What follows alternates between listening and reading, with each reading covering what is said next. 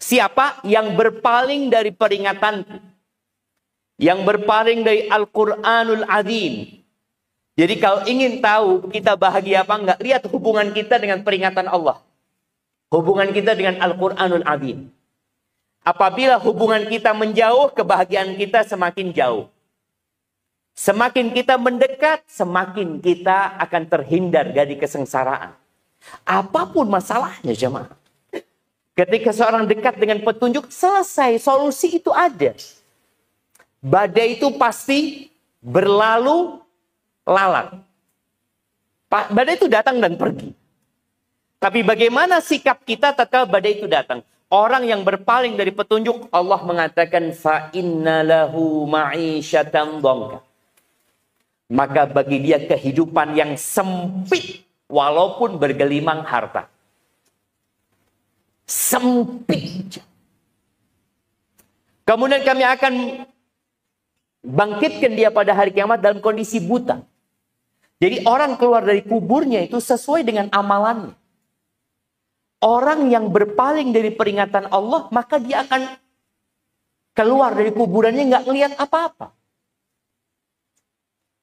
Terus kata dia, qala rabbi lima hasyartani a'ma wa qad kuntu basira. Wahai Rabbku, kenapa engkau bangkitkan aku dalam kondisi buta, padahal dulu di dunia aku dapat melihat. Apa kata? Kadzalika atatka ayatuna fanasitaha. Masalahnya di dirimu.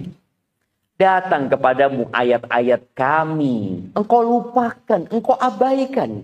Berapa banyak manusia yang mengabaikan halal dan haram. Dia tidak lagi memikirkan itu. Karena dia pikir pokoknya aku ingin bahagia di dunia ini. Dengan segala cara aku akan tempuh kebahagiaan itu. Padahal di situ nggak ada kebahagiaan sebenarnya. Maka pada hari kiamat ada orang-orang yang Allah lupakan. Ahibati fillah. Sebagian orang berpikir kebahagiaan itu ada di harta. Mama kalau pakai gelang bahagia nggak? Sekarang emak-emak bahagianya dengan tas umpamanya. Biasanya kalau kajian bawa tas taruh di depannya. Di sini kajian ini rutin kan? Iya, mungkin ke depan yang datang kajian bawa kresek saja. Iya.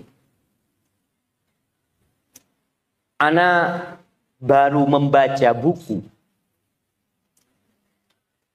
Masih mukaddimahnya saja. Buku ini ditulis oleh orang Inggris atau orang Amerika. Tapi udah terjemahkan ke bahasa Arab. Judul buku itu Islam Suq, Islam Pasar. Islam Pasar. Pasar. Dulu jilbab itu identitas muslimah. Dulu. Tapi sekarang jilbab itu sudah enggak lagi. Seorang muslimah sekarang menjadi pasar untuk jualan.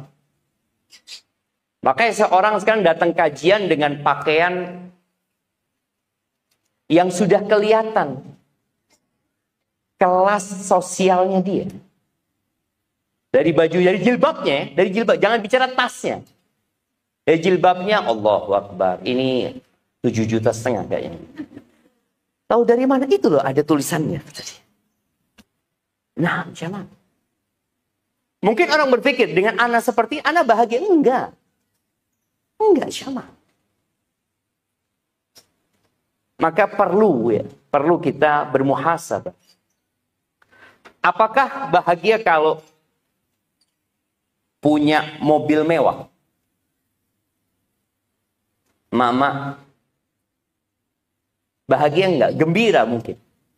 Tapi Anda mau tanya, katanya ada hadiah. Mau tanya, apa perbedaan antara kebahagiaan dengan kegembiraan? Silahkan yang jawab. Ada hadiahnya? Iya, silahkan yang mau jawab kasih hadiah.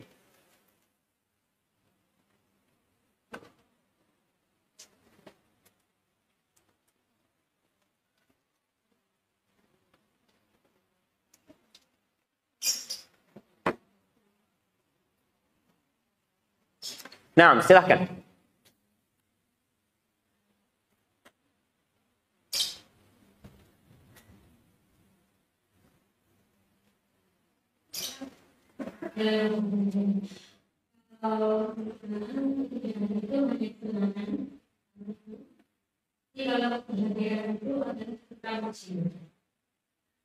Kalau kesenangan itu pada saat itu saja.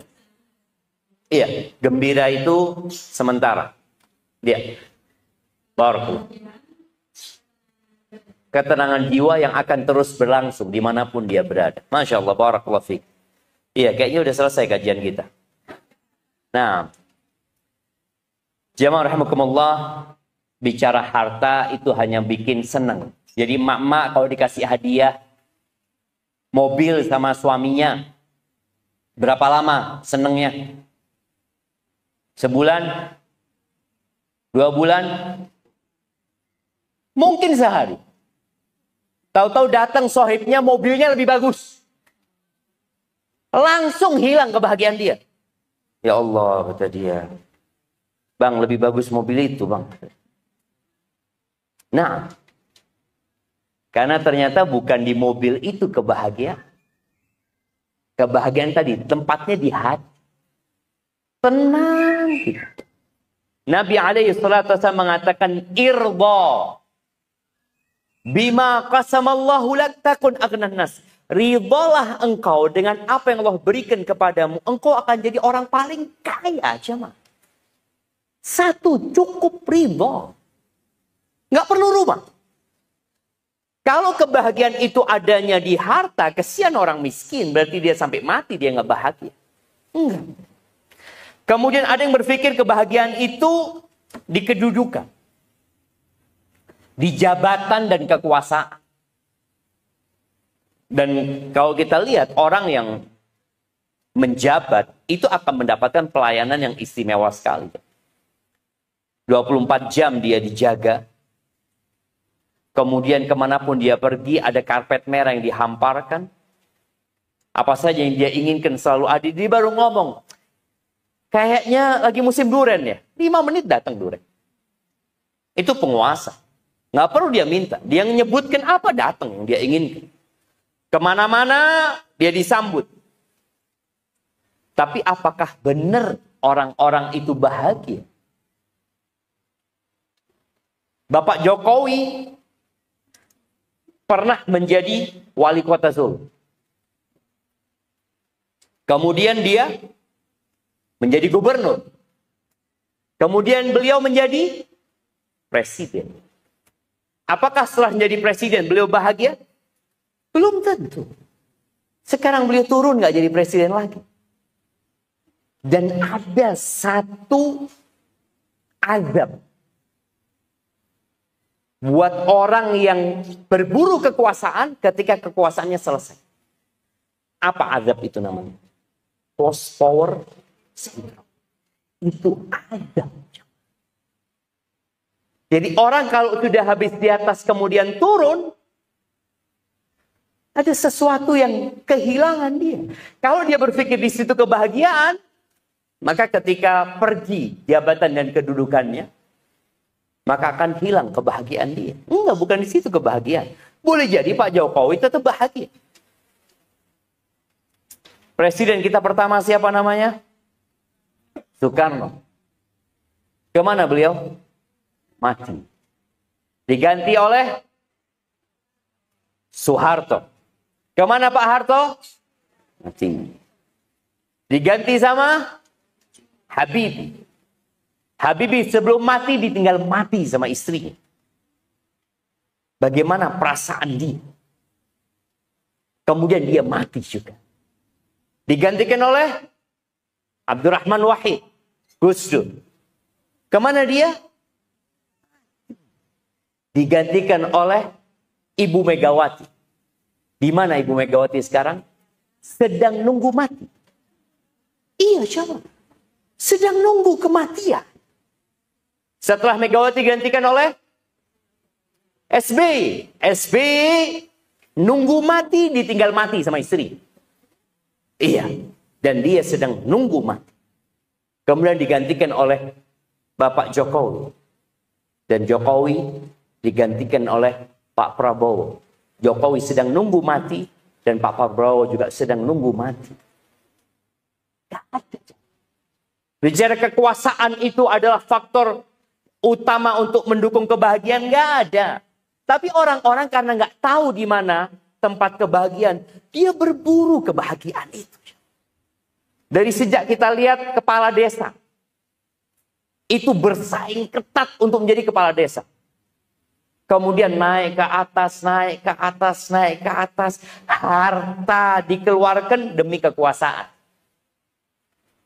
Padahal setelah berkuasa dia juga nggak bahagia. Kalau kebahagiaan itu ada di kekuasaan, pasti orang paling bahagia itu Fir'aun. Fir'aun nggak bahagia. Kalau kebahagiaan itu ada di harta, pasti Korun orang paling bahagia. Kekayaan Korun itu nggak seperti kekayaan orang sekarang. Orang sekarang itu kekayaannya apa? Apa kekayaan orang sekarang jamaah? Cuma 0. Tambahan angka 0 aja. Kekayaan orang sekarang. Berapa uangnya? 1 triliun. Mana fulusnya? Nggak ada. Tapi Korun tanya, mana duitnya? Ada di gudang. Mau lihat? Buka gudang. Orang sekarang nggak ada duitnya. 0 aja, tambah 0 dia lihat di rekeningnya. Nggak ada sebenarnya. Makanya kalau memang kebahagiaan ada di harta, Korun orang paling bahagia. Tapi ternyata enggak. Kemudian apakah kebahagiaan itu di popularitas? Sekarang ini bicara popularitas. Dulu yang populer itu cuma bintang film. Penyanyi sama bintang film. Dulu film itu cuma ada di mana? Bioskop. Kalau sekarang semua orang tinggal pegang handphone. Dia langsung terkenal. Ada perasaan ingin terkenal. Kadang-kala anak di kebun ya Maya, atau di jalan lihat ada mak-mak berdua taruh kamera terus goyang-goyang. Mau ngapain dia? Sedang ngapain dia? Cari kebahagiaan dia. Nanti dia lihat berapa yang nonton. Oh, banyak yang nonton kata dia. Kemudian dia jadi bahagia? Enggak. Artis-artis Korea itu banyak yang bunuh diri. Di Jepang banyak orang terkenal bunuh diri. Dia tidak merasakan kebahagiaan di sana. Maka jangan sampai kita salah. Berapa banyak emak-emak sampai suaminya nggak bisa menikmati makanan. Mau makan, tunggu dulu. Ambil foto, tunggu dulu. Kata suaminya, ngapain? Dia mau laporan kepada seluruh penduduk jagat raya bahwa dia masak enak buat suami. Mungkin dia dengan melakukan itu, dia akan lihat komen teman-temannya. Masya Allah, enak banget ya. Mulai dia nggak bahagia dia. Yang ada seneng. Mungkin gembira. Sebentar. Tapi bahagia, entah lagi dia ribut, anak-anaknya nangis, suaminya mungkin ya keluar rumah ada masalah, selesai. Bukan di situ, bukan di popularitas. Maka jangan berpikir kalau emak-emak sibuk membuat status. Baik, orang yang bahagia itu membuat status apa yang nonton status? Yang buat status bahagia. Yang nonton sakit hati. Boleh jadi. Maka berapa banyak wanita gara-gara baca status yang mengatakan, Fulan kayaknya nyindir ana. Siapa yang nyuruh kau baca status Fulana? Nggak ada. Tapi orang kalau berbuat salah, kemudian dia membaca sesuatu yang berkenaan dengan dirinya, dia merasa dia sedang nyerang dirinya. Padahal enggak. Maka itu menjadi kabar gembira buat orang yang merasa tersakiti ketika membaca status. Apa yang harus dia lakukan? Memperbaiki diri. Nggak perlu dia WA Fulana. Fulana, afwan, status itu buat aku. Nggak perlu. Baik, nggak ada. Antum kau tahu di Korea itu? Aduh, tinggal dilihat sekarang. Di Mbah Google, berapa kasus bunuh diri. Bukan bunuh diri biasa, tapi bunuh diri artis. Kemudian ada yang berpikir kebahagiaan itu terletak di gelar akademis. Karir. Jadi ada seorang wanita berpikir kalau dia bekerja di sebuah perusahaan, kemudian dia menduduki kedudukan yang tinggi, dia akan bahagia. Ada seorang wanita di Arab Saudi, dia umur 40 tahun. Seorang wanita, rektor, belum nikah. Lalu setelah itu dia mengatakan, aku ingin berikan semua gelarku kepada siapa saja. Sekarang aku hanya minta satu. Ada yang manggil aku ibu. Di dalam diri wanita itu ada naluri keibuan yang nggak bisa dibohongi. Dia ingin ada yang manggil dia bunda, umma, mama. Ingat, di situ tidak ada kebahagiaan. Anak, apakah anak itu menjadi tempat kebahagiaan? Tidak. Kalau tadi ada orang yang ingin punya anak, dia berpikir, kayaknya kalau aku punya anak, aku bahagia gitu. Kayak fulana, Masya Allah, anaknya banyak ya. Anaknya pada berbakti sama dia. Ada orang tua yang dibunuh sama anak.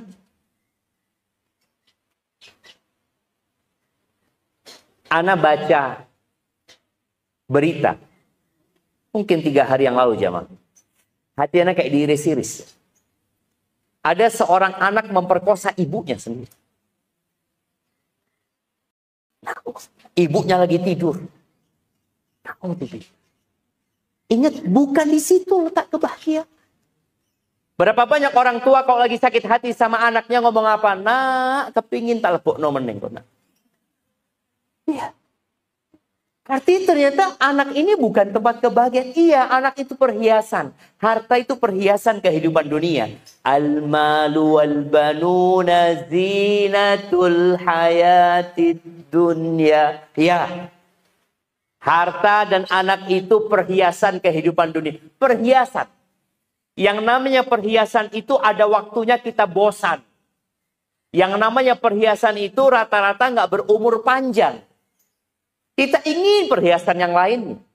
Apakah emak-emak pernah puas dengan gelang yang dia pakai? Enggak. Ada model baru? Kepingin ganti dia. Makanya subhanallah jemaah. Nasihat anak buat emak-emak ingin bahagia. Jangan sering-sering buka pasar online ini. Kecuali mau beli sesuatu. Aku butuh, aku mau beli sendok, ya udah. Cari sendok. Karena kalau buka itu tampilan pertamanya, oh lagi diskon, lagi gratis ongkir, semuanya dia buka. Sudah masuk ke tujuannya. Subhanallah. Iya, anak ingat bagaimana ayah anak ngantar ibu anak ke pasar. Kadangkala anak yang nemenin ibu. Ayah nganter terus pulang. Ayah ngomong nanti ayah jemput, bapak jemput, kata dia insya Allah 1 jam lagi. Oke ya. Akhirnya karena waktunya terbatas, ibu anak itu sudah bawa catatan. Dia beli ini, dia pulang. Sekarang pasarnya ada di tangan. Jadi emak-emak apa perlu pamit sama suami? Bang, mau ke pasar bang. Ada yang pamit sama suaminya kalau mau buka marketplace? Iya, pernah pamit istrinya Pak Yusuf? Nggak ada sekarang, nggak ada pamit. Tahu-tahu, tok-tok, apaan ini kata dia? Udah ke pasarnya nggak izin dia. Apa kira-kira perlu izin suami ibu-ibu kalau mau ke pasar online? Perlu nggak? Iya. Coba nanti kita tanyakan ke para ulama ya. Apakah harus izin ketika masuk pasar? Karena kalau sudah masuk pasar, pasar itu tempat yang paling dibenci sama Allah. Tolong baca doa masuk pasar. Tapi ingat, kebahagiaan itu tidak di sana. Anak-anak bisa menjadi faktor kebahagiaan. Ya, kalau anak-anak soleh-soleha. Bagaimana dengan Nabi Nuh yang anaknya durhaka? Apakah Nabi Nuh bahagia? Bahagia. Karena kebahagiaan itu bukan di anak sebenarnya. Ketika seorang menerima dengan takdir Allah Azza wa Jalla, selesai sudah. Maka hibati fillah, letak kebahagiaan itu di hati. Dan semua orang punya hati. Presiden punya hati, tukang sampah punya hati. Ajudan presiden punya hati. Dan boleh jadi ajudan presiden lebih bahagia daripada presiden. Seorang yang rumahnya besar punya pembantu. Boleh jadi pembantunya lebih bahagia daripada yang punya rumah. Karena bahagia itu adalah tuma'nina fil qalbi.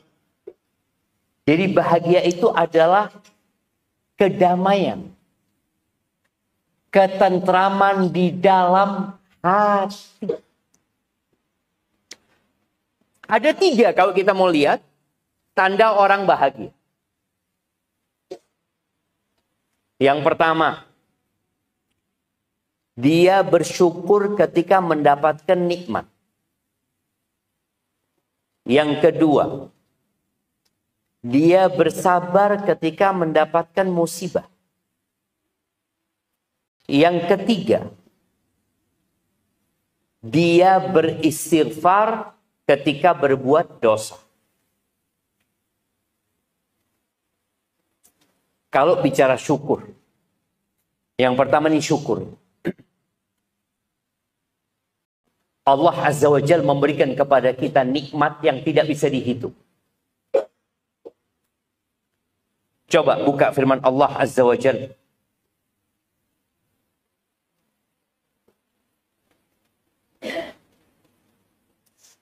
Di surat An-Nahl ayat 18. An-Nahl ayat 18. An-Nahl ayat 18. Nah, silakan dibaca. Siapa yang mau baca?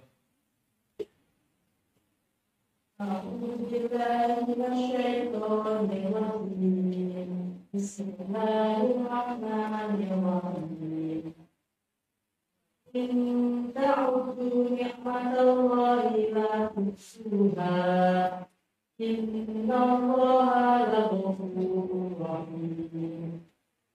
Dan jika kamu menghitung nikmat Allah, niscaya kamu tidak akan mampu menghitungnya. Sungguh Allah benar-benar Maha Pengampun, Maha Penyayang. Masya Allah. Kita lihat di sini Allah mengatakan, kalian nggak akan pernah bisa menghitung nikmat Allah. Tapi kalau musibah bisa dihitung. Ibu-ibu coba musibah yang pernah menimpa dia. Dia akan tahu, iya saya pernah ini Ustaz, saya pernah ini, saya pernah ini, saya pernah ini. Mungkin dia akan hitung dengan jarinya. Tapi kalau ditanya, ibu dapat nikmat apa dari Allah Azza wa Jalla? Bicara nikmat jamaah, tolong fahami. Nikmat itu bertingkat-tingkat. Nikmat yang paling rendah itu namanya harta. Nikmat yang paling rendah yang kita ngelihat orang-orang tiap pagi keluar dari rumahnya berebut ke tempat kerja, mereka sedang mencari nikmat yang paling rendah. Namanya harta, tapi itu nikmat. Harus disyukuri.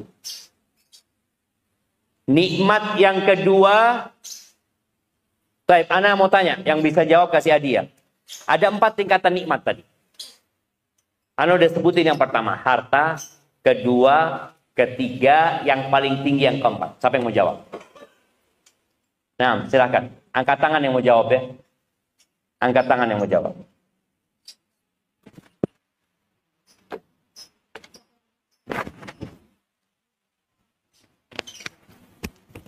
Empat tingkatan nikmat.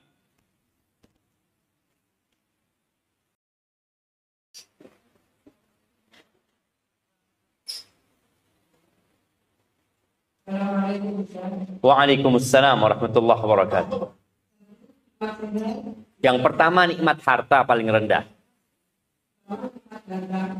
Iya. Yang kedua Iman, Islam, sehat. Ada 4 tingkatan. Mulai paling rendah. Paling rendah itu harta tadi disebutin. Baik, yang nomor 2 sehat. Yang nomor 3, usia. Nah, yang nomor 4, iman. Dan nggak apa-apa kasih hadiah. Iya. Yang pertama itu nikmat tadi, harta yang paling rendah. Yang kedua sehat. Buktinya apa? Orang itu siap mengeluarkan hartanya. Subhanallah, di Jember itu ada satu orang sakit. Anak punya kawan, dia ngomong, anak punya kawan sakit Ustaz, di Jember Ustaz. Ada masalah di paru-parunya, berangkat ke Singapura. 2 pekan Ustaz, habis 10 miliar. Kita lihat bagaimana harta yang dia kumpulkan, dia keluarkan demi dapat nikmat sehat. Supaya kita tahu nikmat harta ini rendah sekali jemaah. Ternyata pulang dari Singapura tetap sakit. Ada cerita di Madinah, satu orang kaya jemaah. Dia punya gedung-gedung apartemen 8. Gedung apartemen ini yang disewakan, yang dijual 8 jemaah. Dia sakit, satu gedung dijual jemaah. Dia berobat ke Jerman. Gedung kedua dia jual. Ketiga dia jual, keempat dia jual, kelima sampai ke-7 semuanya dia jual. Dia pulang sakit. Cuma kita jarang mensyukuri nikmat sehat ini. Makanya tadi dikatakan orang nggak bahagia karena kau berpikir harta. Ketika kau lihat enggak, harta itu nikmat paling rendah. Kenapa kau harus berebut harta? Dan emak-emak ini dengan hartanya menjadi sakit. Iya.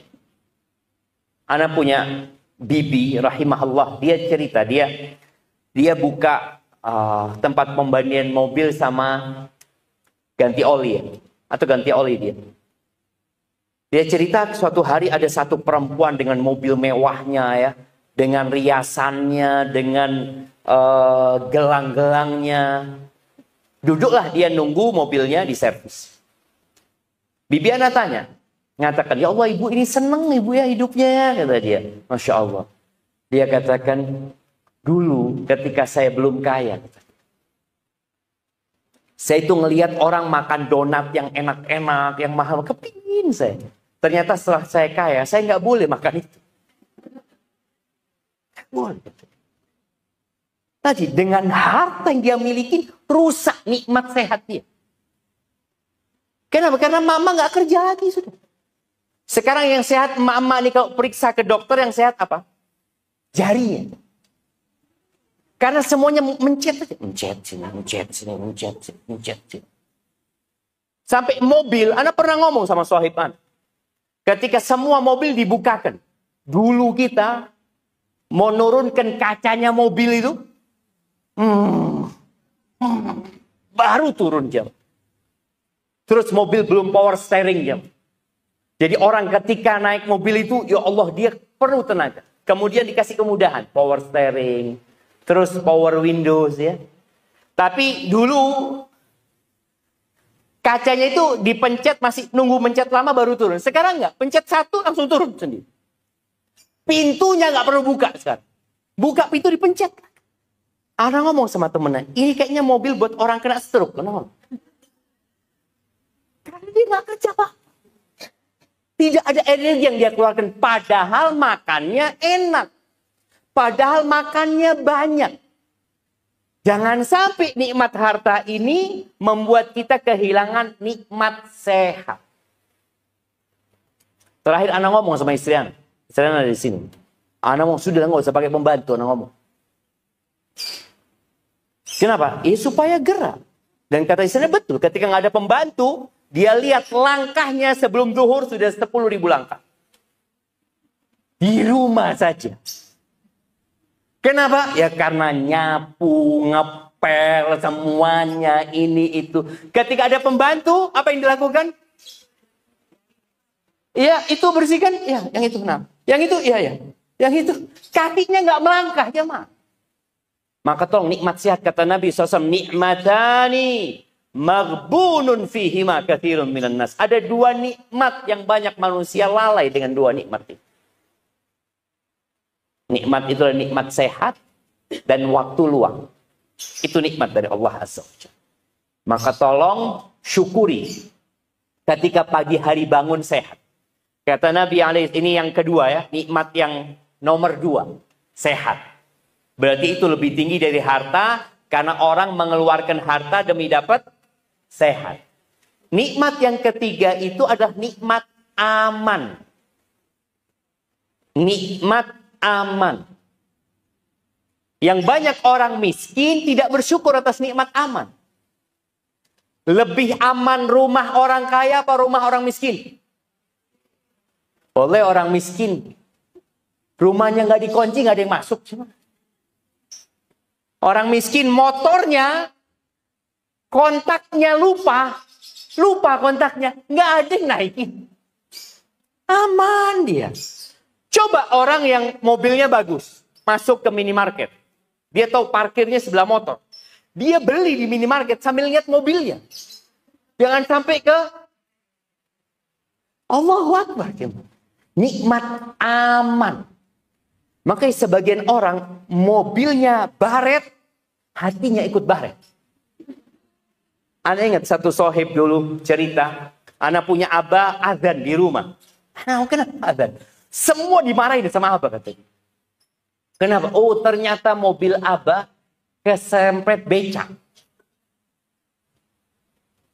Ketika orang merasa aman, keserempet, aduh alhamdulillah lah, yang baret kan mobil, gak hati kita.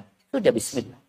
Dan ada seorang polisi, Masya Allah jemaah, dia ngomong, suatu hari Ustaz, ana pernah ditabrak Ustaz, sama orang. Ditabrak sama orang, ana keluar pakai baju polisi. Orang itu ketakutan yang nabrak. Kata orang ini, nggak apa-apa. Qadarullah wa masya'afal. Ini sudah takdir Allah. Dan mau berbuat yang Allah kehendaki. Silahkan Bapak pulang, ya saya pulang. Selesai. Ketika orang punya keamanan di hatinya. Merasa aman dengan semuanya sudah. Apapun yang terjadi pasti itu takdir Allah SWT. Maka kita lihat orang ini akan mengeluarkan harta demi mendapatkan keamanan. Contoh, orang-orang yang milih perumahan di area ini. Apa yang diinginkan? Aman. Nggak apa-apa lah, mahal. Nggak apa-apa. Bulannya mahal, iya. Yang penting aman. Dia cari tuh keamanan, dia keluarkan itu harta. Dan alhamdulillah, Indonesia ini negeri yang aman. Mama bisa perhatikan nih. Kalau dapat kiriman video saudara-saudara kita di Gaza. Nggak ada keamanan buat mereka. Tentang 3 nikmat ini, Nabi SAW bersabda, Man kana aminan fi sirbihi. Barang siapa yang merasa aman di tempat tinggalnya. Nggak harus milik tempat tinggalnya. Boleh jadi kontrakan. Mu'afan fi jasadi. Sehat badan. Yang ketiga, indahu qutu yaumihi. Dia punya yang dia makan hari itu. Bukan besok. Karena besok belum tentu kita hidup. Yang penting hari ini. Maka jangan pernah terbebani dengan hari esok. Kalau besok aku hidup berarti rizkiku ada. Kalau anakku besok hidup berarti rizki dia ada. Kenapa? Karena rizki sama ajal ini jalannya bareng. Kapan ajalnya habis, maka rizkinya habis. Kapan rizkinya habis, ajalnya datang.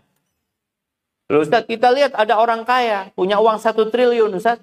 Tapi mati, itu udah rizki dia sudah habis. Itu 1 triliun bukan rizki dia. Maka tadi orang yang merasa aman di tempat tinggalnya.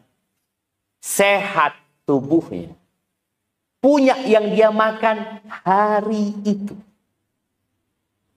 Kata Nabi SAW, "Faka'annama hizat lahu dunya bihadafiriha." Seakan-akan dunia dan isinya milik dia.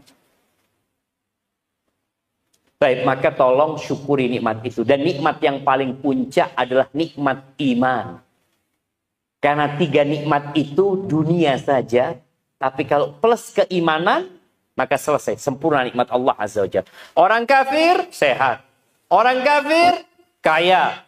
Orang kafir, aman. karena ada penjagaan. Tapi yang kurang dari mereka satu, iman. Maka dengan tidak adanya keimanan, maka selesai. Dia tidak akan bersyukur atas nikmat yang Allah berikan. Maka tolong perbanyak syukur. Dan syukur itu dengan 3 hal. Ya. Tolong sebutkan 3 rukun syukur. Silakan, siapa yang mau nyebutin? 3 rukun syukur.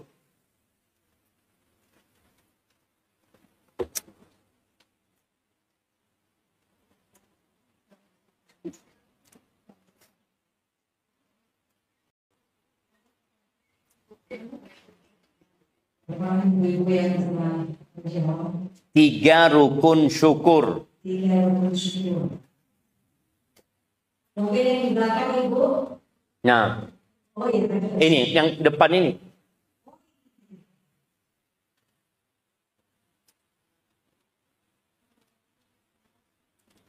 Belum hidup.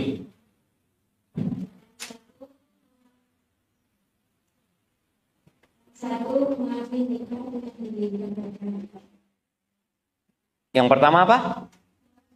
Mengakui dengan hati. Oke. Mengakui dengan hati atas nikmat yang Allah berikan. Kalau itu nikmat dari Allah, bukan karena usahaku, bukan karena kepintaranku, itu nikmat dari Allah. Oke. Yang kedua. Memuji Allah dengan lisannya. Yang ketiga.